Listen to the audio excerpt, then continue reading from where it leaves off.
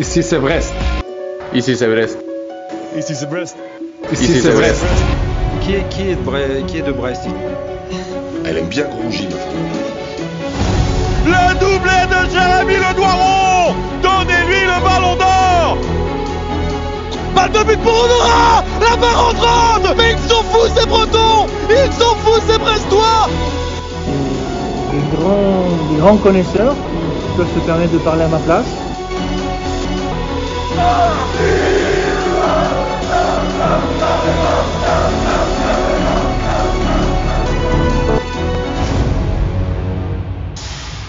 C'est bon d'aimer le stade brestois.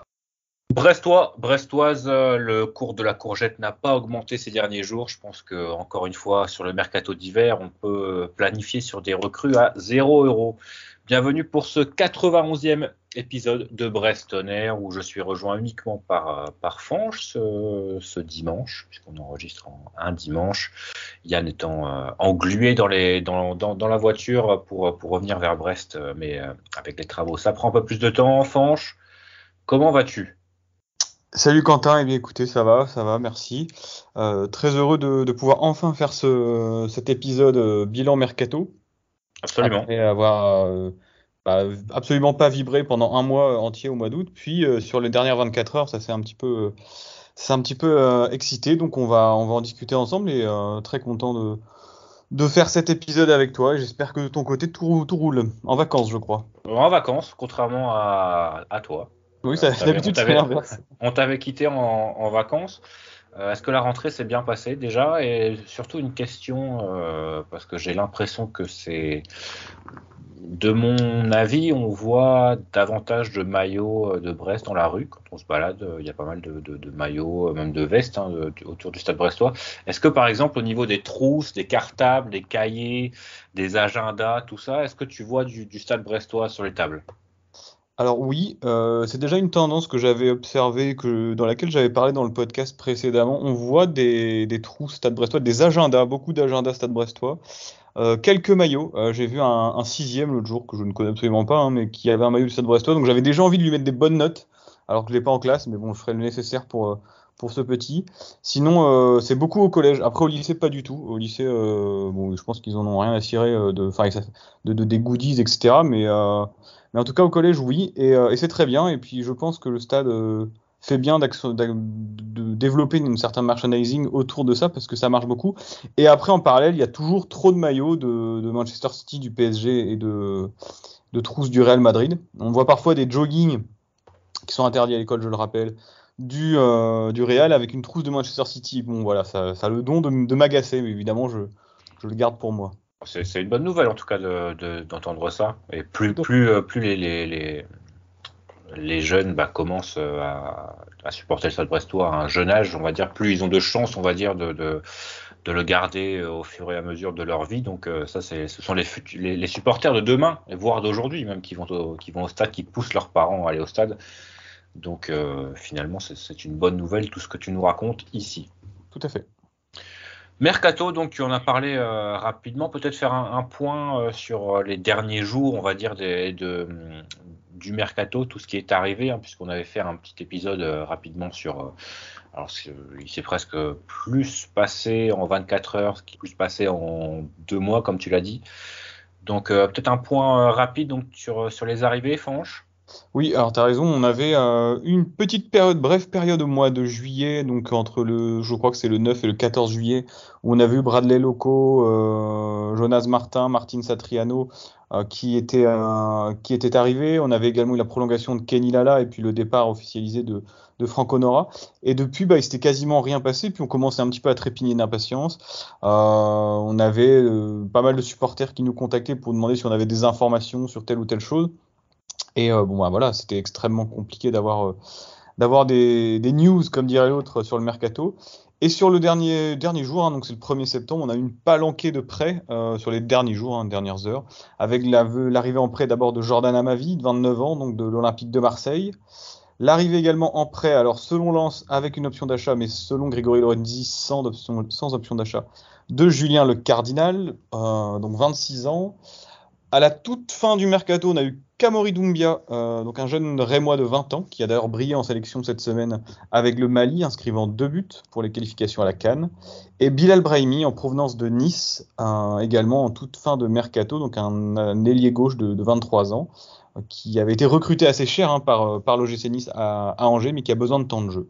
Voilà, donc autant de recrues que vous pouvez retrouver dans nos podcasts et notre chaîne YouTube, des présentations individualisées, réalisées par Yann justement, faites en collaboration avec des supporters des clubs d'où proviennent ces joueurs. Et un départ, pas des moindres. Je vais te laisser l'annoncer. Le départ, bien sûr, de Christophe Herrel, direction Metz, tombé du ciel, puisqu'a priori on serait sur un demi-million d'euros. Oui, c'est ça. Pour Christophe Herrel, ce qui est plus qu'espéré, on va dire. Il était en fin de contrat, je pense, en juin prochain. Donc, de toute façon, il n'aurait pas été prolongé.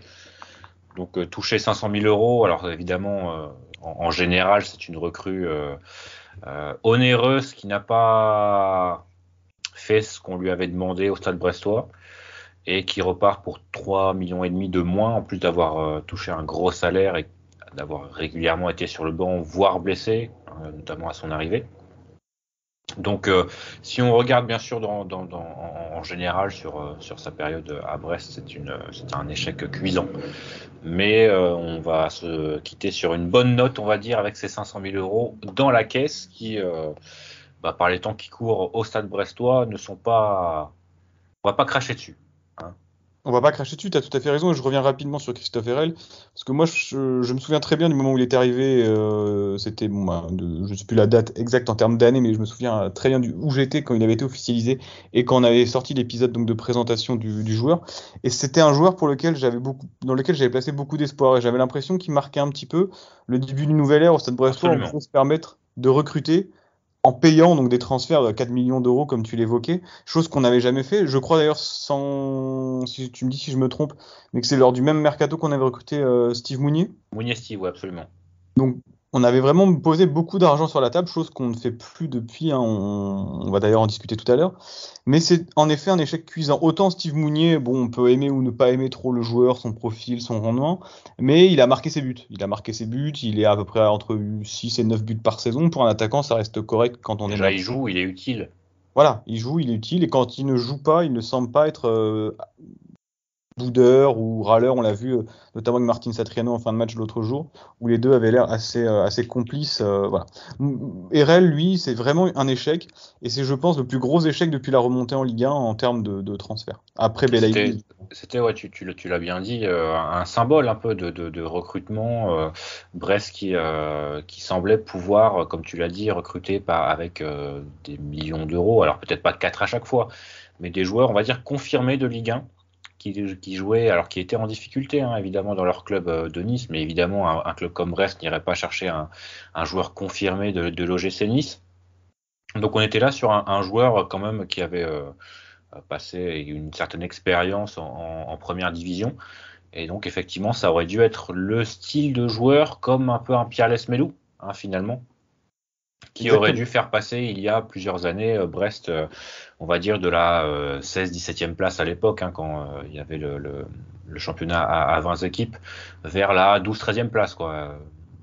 Assurer un maintien tranquille au Stade Brestois et le maintenir on va dire entre la 8e et 12e place, quoi, de saison après saison.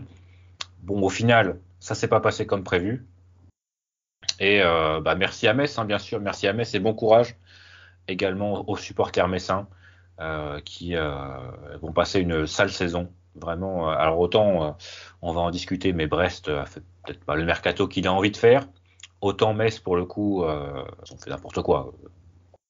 Alors, on est supporter de Brest, on est content de ne pas être supporter de Metz. Tout à fait. Même si Metz est une très belle ville, je tiens à le signaler, j'avais un a priori un peu négatif sur la ville, elle est très très belle. Mais on peut remercier Metz, on remercie aussi l'Ajax Amsterdam. Bien sûr. C'est l'Ajax, en recrutant Mikotadze sur la fin de mercato, qui donne des liquidités à Metz et qui doit un petit peu agir finalement. Alors c'est un peu peut-être, je sais pas si c'est un panic buy, mais en tout cas qui vient se positionner sur Christophe Herrel, offre ses 500 000 euros, qui, comme tu l'as justement signalé, tombe un petit peu du ciel. Et grâce à ça, le joueur, c'est plus que les 500 000 euros qui nous sont que l'on récupère, pardon.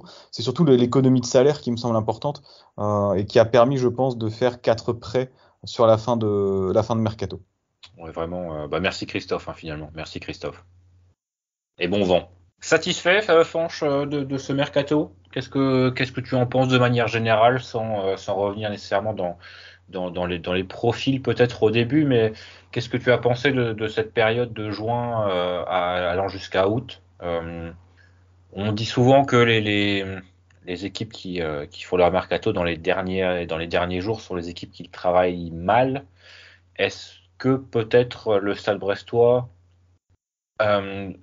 récolte ce qu'il a semé ces dernières saisons avec des investissements un peu bancals? Évidemment, il y a eu l'affaire Mediapro, mais finalement, pour les autres aussi, et les autres continuent à pouvoir investir. Donc, qu'est-ce que tu en as pensé de cette période de mercato estival? Alors, je vais te répondre en plusieurs parties. Si on avait dû faire l'épisode le 30 août, j'aurais certainement exprimé beaucoup d'inquiétude, surtout au regard de la profondeur de l'effectif. Là, les derniers jours nous ont permis de recruter 4 joueurs et qui viennent donc renforcer cet effectif, surtout en termes de profondeur. C'était quelque chose qui m'inquiétait beaucoup. Là, je vois des postes doublés. Donc en termes de pistes, c'est assez intelligent. Je vois des postes qui sont doublés aussi bien à droite qu'à gauche, même si à gauche, avec Jordan Amavi, on n'a pas trop de certitude, mais on a des joueurs comme Lilian Brassier, par exemple, qui peuvent éventuellement dépanner si besoin. À droite, avec Lala, le Cardinal et Lebeau, qui visiblement peut jouer là, même si ça semble pas être son poste de prédilection, ça me semble correct. Si je dois donner, je vais pas donner une note globale, une note d'ensemble, mais en tout cas, c'est dans la moyenne. C'est correct, je dirais. C'est correct. On a à la fois de l'expérience avec Jonas Martin et Amavi, par exemple. On a des joueurs qu'on a envie de voir, vraiment. Moi, Brahimi, Satriano, Loco, c'est des joueurs que j'ai envie. Doumbia, éventuellement. Pardon? Doumbia, éventuellement. Tout à fait. Alors, là, un peu d'excitation à l'idée de le voir, parce qu'on nous l'a plutôt bien vendu côté Rémois. Tout à fait.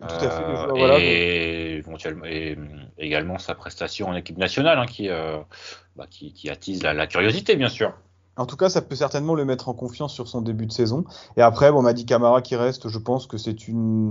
Alors, c'est pas mal en termes d'expérience de Ligue 1. Le gars, on sait qu'il est au club, il n'aura pas de problème d'adaptation, il a montré ce qu'il sait faire et ce qu'il sait pas faire. Néanmoins, ça reste cher. Ça reste cher, à mon sens. C'est quand même une enveloppe, donc on estime entre 2,5 et 3 millions d'euros quand on sait qu'on n'a pas d'argent et qu'on ne peut pas investir. Mettre 3 millions sur Mady Camara, c'est rien contre le joueur, mais peut-être comme on avait pas mal d'autres recrues à faire. Voilà. Et là, ça répond quelque part à la question que tu me posais tout à l'heure. Est-ce que le Stade Brestois travaille mal? Avant de te demander ton avis, je vais nuancer, parce que je pense que le Stade Brestois ne travaille pas mal, sinon il ne serait pas en Ligue 1, il ne serait pas depuis 4, enfin en tout cas sur sa 5e rentrée en Ligue 1 consécutive. Il faut aussi être assez objectif. On est un club qui a des moyens qui sont assez faibles, les infrastructures qui sont assez loin de ce qu'on peut attendre d'un club de Ligue 1 installé en Ligue 1 en tout cas. Et le fait d'être en Ligue 1 depuis 5 saisons, moi, me ravit. Vraiment, ça me fait extrêmement plaisir. Je pense que c'est un signe déjà d'un travail de qualité, à la fois de la présidence, du directeur sportif et du pôle sportif. Après, on a aussi le droit d'être exigeant. Et là, je te rejoins sur le fait que c'est un petit peu agaçant après 4 saisons, 5 mercato Ligue 1 dans Ligue 1, de voir qu'on n'est pas capable d'aligner de l'argent sur des joueurs et d'attendre encore la dernière minute pour recruter. Et j'ai pas la sensation que sur les 2-3 dernières années, on ait véritablement progressé. Et ça me dérange un petit peu. Ça vient un petit peu mettre un bémol à mon enthousiasme du début de réponse. Après, ça, c'est pour quelqu'un, on va dire, qui connaît le club, qui s'intéresse. On va dire que le grand public voit les joueurs qui sont arrivés sans vraiment penser on va dire, au futur et au projet Stade Brestois en règle générale. Donc nous, effectivement, on s'intéresse à l'avenir, on va dire, plus ou moins proche du Stade Brestois, avec évidemment beaucoup de prêts. Ce sont des joueurs qu'il faudra encore remplacer la saison prochaine, avec les éventuels départs, les éventuelles fins de contrat. Donc ça fera encore beaucoup de recrues à faire venir. et avec quel argent. Le début de saison est bon. On ne sait pas vraiment à quelle place va se situer le Stade Brestois en fin de saison. Mais c'est vrai qu'on a l'impression que c'est un éternel recommencement depuis 1 ou 2 saisons. C'est ça. Avec des recrues tardives, libres, en prêt. Donc c'est Monsieur Bricolage. Et il y a un moment donné où ça va pas passer, quoi. C'est-à-dire que il y aura pas toujours 3 clubs qui travailleront moins bien que Brest. On peut éventuellement penser que Metz, hein, comme dit tout à l'heure, ça va être difficile. Mais après, Brest va se bagarrer avec d'autres clubs pour se maintenir. Et on a aussi la question, est-ce que les joueurs en prêt vont être dans l'esprit? Éventuellement, si jamais il arrivait qu'à ce que le Stade Brestois soit dans les dernières positions, dans les dernières journées, est-ce que les joueurs en prêt seraient enclins, eux qui repartiraient dans leur club, puisqu'il n'y a pas d'option d'achat pour aucun des 5 prêts, si je ne dis pas de bêtises. Donc, est-ce qu'ils auraient la tête à Brest et voudraient maintenir le club coûte que coûte, on va dire, en Ligue 1. Maintenant, finalement, Grégory Lorenzi est aussi une victime un peu collatérale de ça. J'imagine que ça lui fait pas plaisir de ne pas pouvoir investir, et j'imagine que s'il n'avait pas les pleins pouvoirs dans ce club, ça ferait 1 ou 2 saisons qu'il serait peut-être parti. Et j'ai aussi envie de saluer aussi le discours d'Éric Roy, qui s'est pas plaint une seule fois. Il aurait pu le faire. Il l'a fait une fois après Marseille. Bon, il a mis à juste titre. Ouais, c'était bien senti après Marseille. Ouais. Je pense qu'on commençait un petit peu à ronronner là. Il a senti aussi, je pense que de toute façon c'est lui qui prend le pouls au mieux de son effectif. Donc il a senti que ça manquait en quantité, même plus qu'en qualité. C'était surtout en quantité qu'il y avait un défaut dans l'effectif. Et j'ai trouvé quand même son attitude très bonne sur le mercato, et sa communication qui continue d'être bonne. Et il n'y a vraiment pas eu de plainte de sa part. Il a toujours dit qu'il n'y avait pas de sous. Mais sans jamais se plaindre, quoi, sans jamais critiquer quoi que ce soit. Je pense que il aurait pu, parce qu'il finalement il est dans une certaine situation de force, maintenant qu'il a maintenu le club la saison dernière, qu'il a prolongé. Il aurait pu mettre un peu plus d'engouement, on va dire, dans ses critiques, mais non. Je pense que je trouve que c'est à son honneur. Le début de saison lui a permis aussi, quand il fait cette déclaration, il a 6 points en 3 matchs. Je pense qu'il arrive aussi à nuancer sa déception, et il doit se baser aussi sur des joueurs qui voient l'entraînement tous les jours et se dit qu'il y a de la qualité dans son effectif.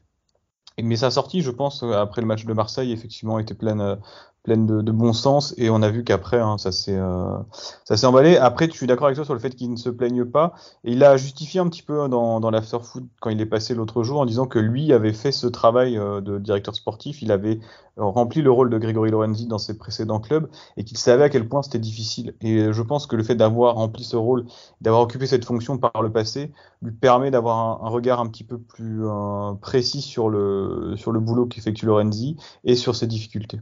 Et c'est un discours intelligent, on va dire aussi, qui n'est pas dans l'émotion, et quelqu'un qui réfléchit. Et si on extrapole un peu, vraiment pour l'instant, en tout cas, son passage au Stade Brestois, c'est une franche réussite, beaucoup plus que ce qu'on aurait pu imaginer, en tout cas de mon point de vue. 2 points également. Je trouve que la construction de l'effectif est un peu meilleure que les dernières années. Je veux dire que dans les profils recrutés, on a un peu plus de variété qu'on peut proposer au coach, et ce que lui peut proposer sur le terrain ensuite, notamment l'apport de Kamori Doumbia dans cette idée-là, qui apparaît comme être une sorte de vrai milieu offensif, on va dire axial. Après, il peut éventuellement jouer sur les côtés, mais ce que je veux dire, c'est que c'est un 8, on va dire, éventuellement, qui pourrait lui se projeter avec un peu plus d'instinct offensif.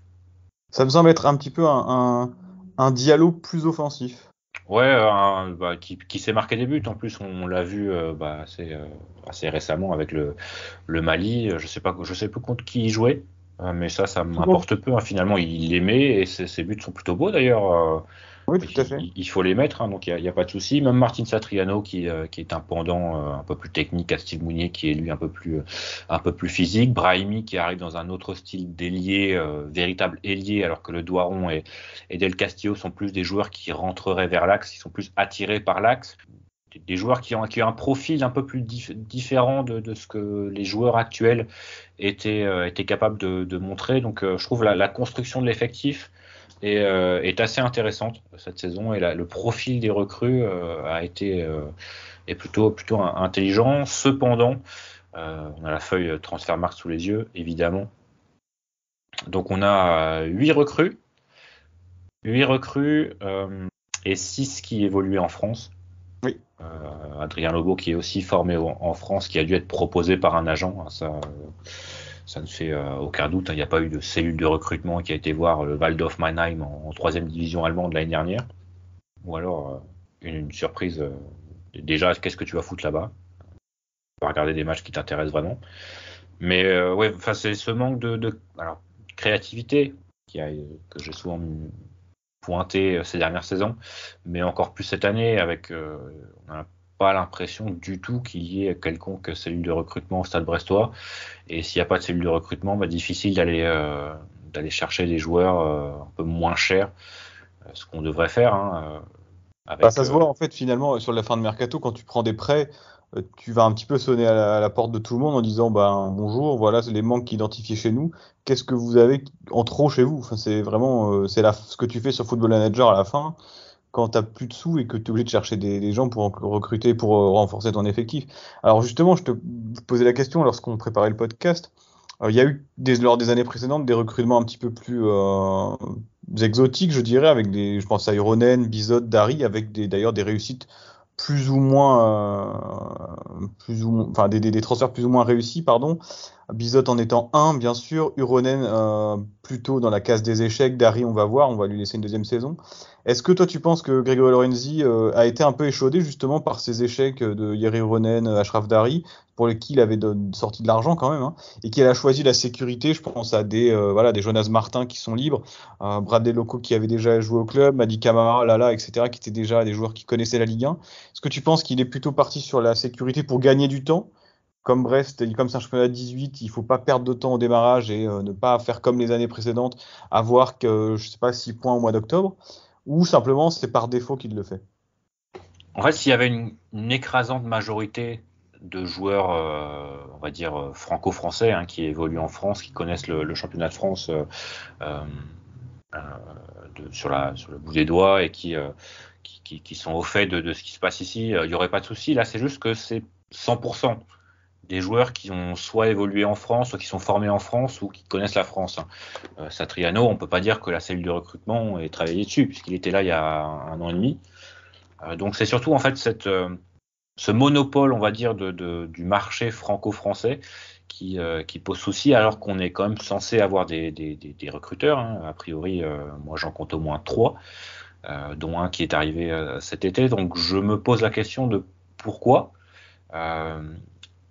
Moi, des joueurs comme Dari, évidemment, et ça peut rater, et c'est problématique parce qu'on est Brest, parce qu'on n'a pas nécessairement le temps de développer ce genre de joueurs. Hein. Je pense que si tu jouais le milieu de tableau l'année dernière, Dari aurait plus eu le temps de prendre le pouls de la Ligue 1, de se développer, d'entrer dans la rotation. C'est ça, il aurait eu le droit de faire des erreurs, on va dire. Le problème, celle-là, c'est que la situation sportive était un peu difficile. Donc le droit à l'erreur était moindre, mais pour moi c'est exactement ce genre de profil qu'il faut aller chercher. Et il y aura peut-être un raté, il y aura peut-être 2 satisfactions qui seront revendues à 2 millions d'euros, et éventuellement il y aura une fois où il y aura Naïef Aguerd qui arrivera. Dijon l'avait pris pour je ne sais pas combien, il avait rependu 3 ou 4 fois le prix, et ça peut arriver. Donc je pense pas qu'il y ait ça tellement en France, d'autant plus si Monaco blacklist désormais le Stade brestois. Oui, on peut peut-être en parler vite fait, hein, c'est important de le dire aussi, personne n'en a parlé à part lui, Grégory Lorenzi au Télégramme. L'a évoqué très rapidement dans le Télégramme, mais c'est vrai que Monaco estime désormais que... Alors c'est complètement... Lunaire. parce que Monaco estime que Brest fait trop d'argent sur son dos, avec les ventes de Diallo. Il y a eu Fèvre également, qui était arrivé en prêt ou libre de Monaco. Et voilà, Monaco n'est plus trop friand à l'idée de faire du marché, enfin du mercato avec Brest. Donc, faut pas s'attendre à ce qu'il y a eu le Maréchal. C'est d'ailleurs une des raisons pour lesquelles Félix de Maréchal ne revient pas à Brest. Lui, il voulait revenir, mais c'est Monaco qui a mis son veto. Ce qui est absolument fou. J'avais jamais entendu ça. Ah non plus, c'est complètement fou. En 30 ans de carrière, quand même, dans le football. Mais ouais, pour moi, en tout cas, c'est ce genre de joueur qu'il faut aller chercher, des Dari, même si ça marche pas là. C'est 2 millions d'euros, c'est un demi-RL. C'est pas, évidemment, pour Brest, c'est presque beaucoup. À l'époque, ça n'était pas tant que ça, hein, finalement. Mais là, même, je pense que Dari est mondialiste. Bon, il n'a pas fait une Coupe du Monde top, hein, mais je pense que tu as l'opportunité de le revendre pour 1 million d'euros quelque part. Donc, au pire, tu auras perdu 1 million d'euros. Donc, c'est pas... En plus, on aurait pu surfer sur sa Coupe du Monde, parce que même si il n'a pas été un acteur majeur de la belle réussite marocaine, il a quand même joué en demi-finale contre la France, il a joué contre le Portugal aussi. Tu peux, en le vendant bien, en le marketant un peu bien, tu peux tout à fait en tirer un billet. Donc, mais bon, voilà, je voulais juste avoir ton avis justement sur cette. Et là, le souci, c'était que surtout l'année dernière, les joueurs n'étaient pas vraiment mis en valeur, donc tu n'avais pas grand-chose à vendre. Même un Franck Honora finalement aurait pu être vendu un peu plus, mais il a un peu boudé en première partie de saison, et là sa deuxième était un peu meilleure, mais s'il avait mis 8 buts du passif, ça partait peut-être pour 10-12. Donc voilà, il faut aussi savoir mettre ses actifs en valeur, et c'est peut-être un peu ce qui manque aussi au Stade brestois, ce qui ne manquait pas sous l'ère d'Aloglio. Moi j'ai parlé avec le supporter niçois de Romain Perrault. Je pense que si tu mets Romain Perrault dans l'effectif et dans la situation sportive avec l'entraîneur actuel, enfin surtout avec Der Zakarian, impossible qu'il parte pour plus de 10 millions d'euros comme il était parti après Dalloglio. Évidemment, on peut reprocher plein de choses à Olivier Dalloglio, mais par exemple, les latéraux étaient bien mis en valeur et ça nous a aidé à revendre Perrault assez cher. Donc c'est aussi un travail de faire bien jouer tes joueurs, ton équipe pour les mettre en valeur. Et après ça, Brest a réussi à le faire. Faut pas non plus mettre de côté les réussites passées. Tu parles de Romain Perrault, je pense à Ibrahima Diallo, Romain Fèvre, qui ont quand même été plutôt bien vendus, qui ont fait rapporter beaucoup d'argent au Stade brestois. Et sans ces ventes aujourd'hui, sans ces beaucoup de Lorenzi, puisqu'il les recrute très peu cher, peut-être que le club serait parce qu'on fait souvent la fine bouche, hein, on va pas se cacher sur ce podcast, c'est logique, on est des supporters exigeants, des grands connaisseurs, mais sans ces belles affaires financières, je dirais, même si j'aime pas trop parler comme ça de joueurs de foot, peut-être que le club aujourd'hui sera en grande difficulté. On a quand même, si on fait les totaux de Fèvre, Diallo, Honora, Perrault et compagnie, on atteint des montants de plus de 40 millions d'euros. Donc, alors la question c'est où va l'argent? Donc l'argent va pour rembourser certainement. Je pense qu'aussi le nouveau stade et le projet du nouveau stade fait que on a besoin de liquidité à droite à gauche, et que là on est dans un petit peu une période de trouble, je pense, au niveau de l'enveloppe transfert, qui peut-être à terme va pouvoir retrouver une allure plus Ligue 1, je dirais, quand le projet de stade sera soit lancé, soit terminé. Le bémol, on va dire, avec ces ventes de Perrault, Diallo, Fèvre, c'est que c'est un coup parmi plusieurs ratés, on va dire. Alors, évidemment, ça peut pas réussir à chaque fois, ça c'est clairement, personne n'est réussi à chaque fois. Même Porto, Benfica, ils se trompent, des fois ça arrive. Que ce soit ça peut même pas être nécessairement la faute du directeur sportif, mais il peut se passer plein de choses dans la vie d'un joueur pour que ça ne fonctionne pas, il soit bien adapté à la ville, à l'équipe, le caractère ne passe pas. Voilà. Il y a plein de caractéristiques qui font que ça peut déconner. Et oui, car les joueurs de foot sont des humains, donc respectez-les. Absolument, mais c'est juste que ça manque un peu de régularité, on va dire, dans le bon coup. Il y en a un ici et là. Ouais, c'est vrai. Et aussi que on va dire à part Franck Honora, hein, quand même, qui a été revendu 2 fois le prix de son achat, on va dire que les transferts censés être confirmés ne sont pas vraiment des plus-values, on va dire, dignes de leur prix d'achat par rapport au club qu'est Brest. Si tu comprends un peu ce que Après, est-ce que tu veux dire par là que tu aurais aimé parce que j'entends, mais pour moi, c'est impossible quand tu achètes Mounier 4 ou 5 millions d'euros de le revendre plus, tu vois. Il n'est pas encore si vieux que ça, hein. Ouais, c'est vrai, mais tu sais que un joueur généralement qui revient en Angleterre, c'est déjà pour moi, qui revient en Angleterre en France, c'est pour moi déjà quelque part que c'est un joueur en échec. RL, tu peux éventuellement le bonifier. Par exemple, un Dari, tu vois, je l'imaginais très bien partir pour, je sais pas, Rennes, Monaco, un club comme ça pour 7, 8, 10 millions d'euros dans quelques années. Mais là-dessus, je suis d'accord avec toi. Après, les transferts onéreux ont souvent été des échecs. Tu penses à, par exemple, Bizot, tu l'as recruté, c'est un très bon recrue, mais j'imagine pas partir pour une grosse somme d'argent vu son âge, tu vois. Non, mais au moins tu sais que c'est une valeur sûre et que lui, pour le coup, a vraiment apporté une plus-value sportive qui dépasse, on va dire, son prix de transfert, quoi. Bien sûr. Pour le coup, on est sur quelqu'un qui s'inscrit dans la durée, qui est viable, qui réalise des performances. Par rapport, on va dire, à son prix d'achat pour un club qui est Brest, il a dépassé vraiment tout ce qu'on pouvait imaginer. Tout à fait. Non, mais par exemple, si tu revends, plutôt que de prendre un Steve Mounier ou un Christophe Herrel, on va dire, si tu mets 8 millions sur les deux, pourquoi ne pas mettre 6 sur un mec où tu es davantage sûr qu'il va faire l'affaire, et 2 sur un joueur que tu vas chercher, que tu te permets de te faire développer parce que tu as une construction d'effectifs qui te permet d'attendre un peu, et peut-être un mec qui est plus fort, et devant par exemple un mec un peu plus expérimenté qui va permettre de couver un peu ton jeune, et après 2-3 mois, quand tu vois qu'à l'entraînement ça commence à cliquer, bah tu le mets en place, et tu vois, tu le bonifies et tu lui laisses le temps de se développer. Après, chacun a sa façon de penser, hein. De toute façon, moi je ne suis qu'un simple podcasteur, bien sûr. Donc je ne me permets pas de dire que qui que ce soit fait du mauvais boulot. Dans mon esprit, on va dire, ça pourrait être fait différemment, notamment au niveau du recrutement, mais ce n'est que mon avis, bien sûr. Et justement, en parlant de faire différemment, est-ce que tu as des exemples en Ligue 1 de clubs qui, pour toi, travaillent peut-être, de clubs un petit peu dimensionnés comme Brest, qui travaillent mieux dans le mercato? Parce que c'est vrai qu'on est assez critique depuis le début de l'épisode sur certains éléments. Après, il y a beaucoup de clubs qui sont tombés en Ligue 2 depuis que nous on est remonté, hein. On peut penser à Ajaccio, par exemple. Ajaccio, Angers, voilà, j'en ai Auxerre par exemple, j'en ai quand même pas mal en tête. En fait, on est aussi exigeant parce que on a l'impression que c'est possible pour Brest. Tout à fait. Enfin, on va pas demander d'acheter qui que ce soit à 10 millions d'euros, quoi. Enfin, ça, c'est pas possible. Mais on essaye peut-être d'avoir, de donner de notre point de vue des idées pour qu'un club comme Brest, qu'on peut voir. Bah, alors, tu m'as posé la question, mais peut-être Reims, tu vois. Bon, alors, voilà, Reims, c'est ça. J'allais te demander. Bah, tu as cité Reims. Alors c'est l'évidence, hein, tu vois, parce que évidemment, il y aurait pu avoir Strasbourg il y a quelques années. Désormais, ce n'est plus possible. Non. Mais Reims, tu vois, par exemple, alors Reims a la bonne idée d'avoir une formation qui marche plutôt pas mal.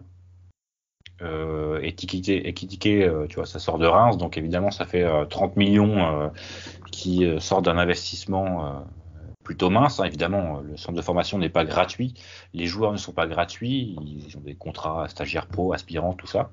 Mais bon, vu les 30 millions, c'est largement. Voilà, c'est ça, c'est rentabilisé, ça te rentabilise peut-être des années de centre de formation. C'est ça, une dizaine d'années de centre de formation. Donc il y a pas des tickets évidemment qui sortent tous les ans à Reims, mais tu vois. Après, Reims pour le coup a bénéficié du fait que le PSG travaille très mal, je pense. Aussi, tout à fait. Mais tu vois, je pense qu'ils l'ont mis en valeur aussi. Oui, bien sûr. Et il sort une grosse saison, il a 19 ans, et boum, quoi, le marché fait que. Mais effectivement, 30 millions, c'était beaucoup trop cher. Mais pour le coup, Reims, ils ont aussi au niveau de leur équipe réserve, ils ont alors ils appellent pas ça équipe réserve, mais ils ont quelque chose de différent, où ils prennent aussi en post-formation, et c'est un groupe élite, on va dire, comme il y a un peu à Monaco. Et vraiment, ils gardent l'élite de leur centre de formation, et ils incorporent aussi des joueurs venant d'ailleurs en post-formation. Je crois qu'ils ont pris 2-3 Africains aussi. Et si je dis pas de bêtises, tu parlais de Monaco. Monaco n'a plus d'équipe B, c'est ça? Exactement, ouais. Et pour le coup, ils se sont remplacés par un groupe élite. C'est Damien Périnel qui gère. C'est ça, et donc ils vont jouer des matchs amicaux, notamment en Angleterre, parce qu'il y a des championnats d'équipe B en Angleterre, et je pense qu'ils doivent jouer des matchs amicaux aussi contre les réserves de Marseille, etc. dans le coin là-bas. Il y a la proximité avec l'Italie aussi, donc peut-être que ça va jouer contre la Primavera de l'Inter, du Milan et compagnie. Mais tu vois, par exemple, Reims, ils ont une cellule de recrutement, ça leur permet d'aller chercher des Nakamura, par exemple, en Autriche. Ils vont pas mal, évidemment, ils ont pris un mec à l'Ajax, la Darami, qui jouait avant au Danemark. Tu vois, c'est ce genre de profil, évidemment, maintenant, ils peuvent se permettre d'investir pas mal. Ils ont dépensé 49 millions au Stade de Reims cette année, mais après ils ont vendu pour 59 aussi, avec le prix d'Ekitike qui est compris dedans. T'as Okumu aussi de la Gantoise, Teddy Thomas qui fait une très belle début de saison de à l'Union Saint-Gilloise, qui était leur capitaine à l'Union Saint-Gilloise. Donc en fait là tu sens que c'est pas recruté sur vidéo, c'est pas des agents qui proposent. Là pour le coup tu sens très bien qu'il y a de l'idée et que c'est ce que en fait Brest doit tendre vers ce fonctionnement-là. Oui, tendre, mais pas nécessairement évidemment acheter pour l'instant en tout cas des joueurs à 10 millions d'euros, ça c'est pas possible, on ne demande pas ça, mais et dans l'idée, se spécialiser sur 2-3 pays en Europe pour l'instant, maîtriser parfaitement ces marchés-là, connaître 95% des joueurs du championnat, par exemple autrichien, au hasard, danois, suédois, et tu recrutes les meilleurs éléments que tu peux recruter sur ces pays-là, et éventuellement, tu arrives à faire une plus-value sur l'un d'eux, tu réussis à rester en Ligue 1, donc tu peux te permettre d'étendre ta cellule de recrutement à 5-6 autres pays. Et puis ensuite, c'est un cercle vertueux qui t'amène vers le bon travail, on va dire. Alors, je suis d'accord avec toi, mais il me semble que l'année dernière, ou l'année d'avant, ça doit être l'été 2021, lorsque Jere Runen arrive, je sais plus si c'est l'année dernière ou l'année d'avant, il faudrait revérifier dans les archives je crois que c'était Ouest France ou le Télégramme, Grégory Lorenzi avait donné une interview dans laquelle il disait que déjà ces marchés-là, alors belges, les marchés néerlandais, étaient devenus trop chers. Scandinaves maintenant. Comment ? Parce que maintenant, les Scandinaves aussi, je pense. Ouais, Scandinaves aussi, ouais. 2 ans après, maintenant, tu as des clubs comme Bruges qui vont faire leur mercato en Scandinavie. Et évidemment, quand tu as le passé de Bruges dans le développement de joueurs, les joueurs scandinaves qui en plus ont éventuellement des coéquipiers ou des compatriotes déjà à Bruges, évidemment, ils vont signer à Bruges. Donc, pour moi, il faut aller ailleurs. Par exemple l'Autriche, Slovénie, Slovaquie, des pays comme ça où tu prends uniquement les meilleurs que tu peux prendre et tu les développes et tu arrives sur un ou deux à avoir une plus-value sportive d'abord et après financière si jamais ça marche bien. Et en plus là pour le coup c'est pas très... On va vendre quelques courgettes, ça devrait aller. Eh oui, alors pourquoi pas les payer en courgettes ? C'est une idée. Je suis pas sûr que en Slovénie il y ait beaucoup de courgettes. Sinon, alors on a fait une analyse. On a digressé pas mal là. Ouais, mais c'était intéressant, je pense, parce que c'est aussi intéressant on parle souvent de statistiques, de joueurs. Le parler un petit peu de fond, c'est pas mal aussi de débattre de questions. J'aurais bien aimé avoir l'avis de Yann sur ça, lui qui est en route. D'ailleurs, peut-être qu'il sera arrivé, il pourra nous rejoindre. On t'a dit que l'effectif était bien organisé, bien complété, bien construit. Est-ce qu'il y a, à ton sens, des postes où c'est un petit peu plus faible, des manques? Et sinon, une autre question en une, quelle est la recrue qui te plaît le plus comme ça et celle qui te plaît le moins? Ça fait beaucoup de questions d'un coup, mais voilà. Ouais. Débrouille-toi avec ça. Débrouille-toi avec cette sauce. Pour moi, on va partir peut-être le poste derrière gauche avec... c'est peut-être le seul finalement qui est alors pas en sous-effectif, mais où on a des points d'interrogation sur les 2 joueurs. Oui. Alors Loco fait plutôt un bon début de saison contre Rennes, c'était plutôt pas mal. C'est un peu fantasque, que on a recruté Jean-Kévin Duverne quoi. Oui, moi c'est un peu le même type de profil. Alors, il a la bonne idée d'être gaucher. Voilà, à ceci près qu'il est gaucher, je pense qu'il a un potentiel de progression au poste plus important que Duverne qui pour moi avait un plafond de verre du fait qu'il était droitier. C'est vrai. Ça, c'est totalement vrai, mais pour le coup, dans le profil, dans le style de joueur, le style footballistique du joueur, j'entends, pour moi, c'est vraiment Jean-Kévin Duverne bis, quoi. C'est un peu les mêmes idées, ouais. Vraiment, c'est comme s'il y avait un profil type ciblé au poste de latéral gauche, mais effectivement, il a quand même l'excellente idée d'être gaucher. ce qui a aidé, notamment contre le Havre, comme Guy Kerr, d'ailleurs, Guy Kerr, on le salue évidemment, Bien sûr. qui m'a fait cette réflexion. Si sur le but de Del Castillo, donc le seul dans le jeu, on le rappelle, depuis le début de saison, si Loco n'avait pas été arrière gauche, il n'y avait sûrement pas but. Gaucher plutôt. Si Bradley Loco n'avait pas été gaucher, il n'y aurait sûrement pas but. Certainement. Après, on peut dire que voilà, peut-être que Duverne aurait apporté autre chose, mais effectivement, sur cette occasion-là, sur cette action-là, sans ça, on peut imaginer que l'action n'aurait pas débouché sur un très beau but d'ailleurs, parce que le but de Del Castillo, et on en reparlera dans un autre épisode sur le début de saison, est très beau et dans sa construction est assez aussi magnifique qu'efficace. Je suis d'accord avec toi sur le poste de latéral gauche.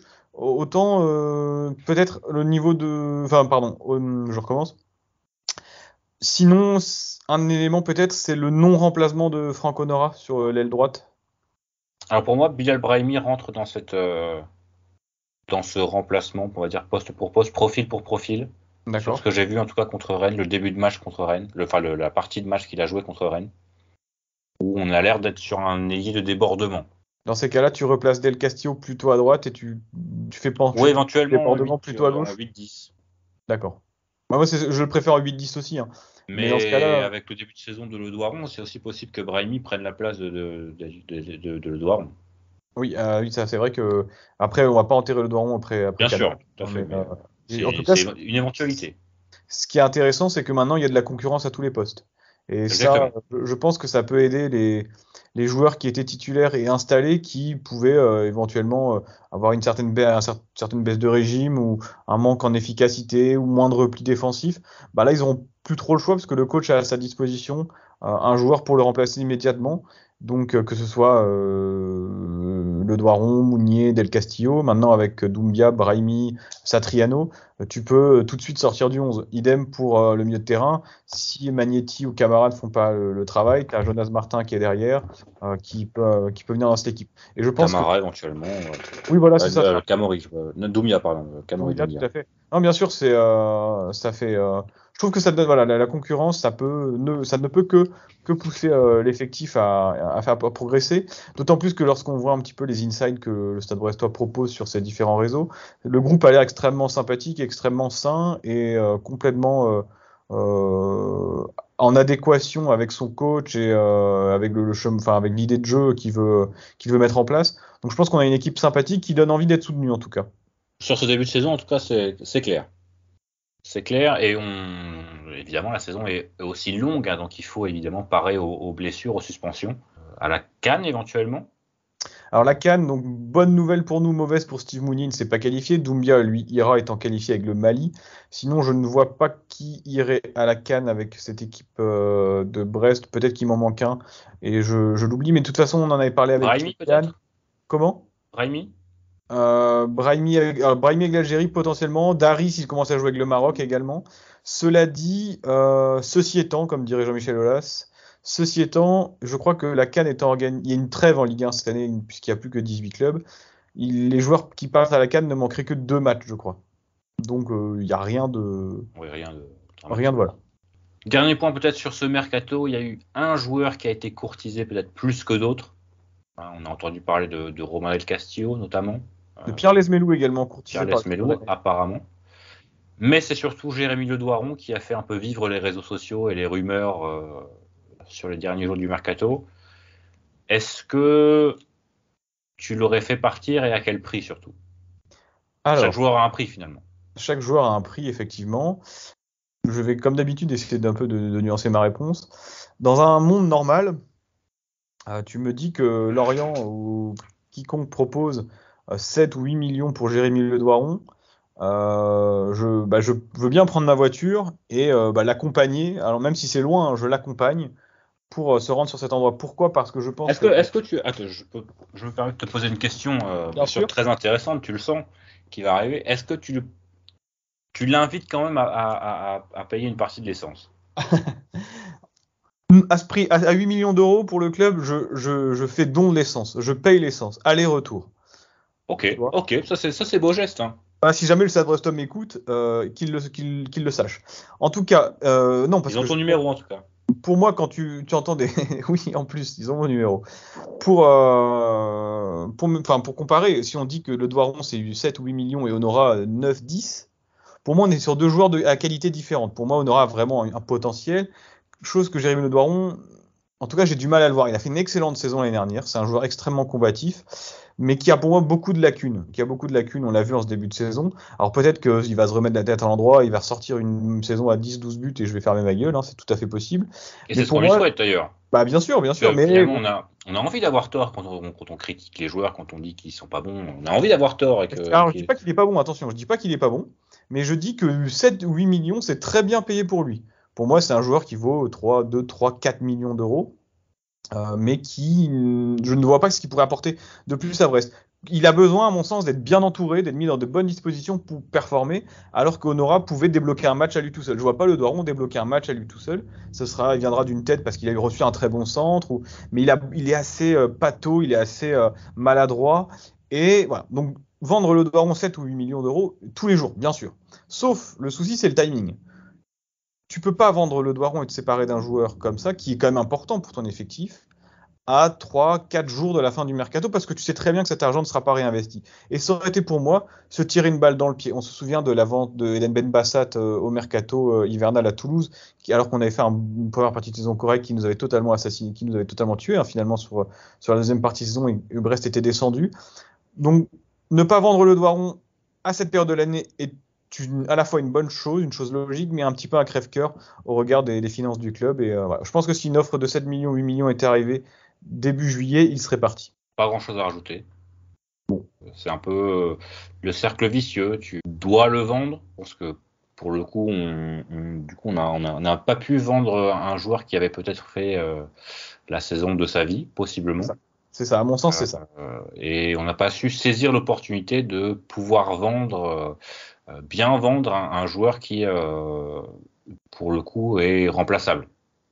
Je ne sais pas si tu auras la même offre l'été prochain. Et est-ce que l'été prochain, tu pourras le vendre ? Tu auras encore 7 joueurs à recruter.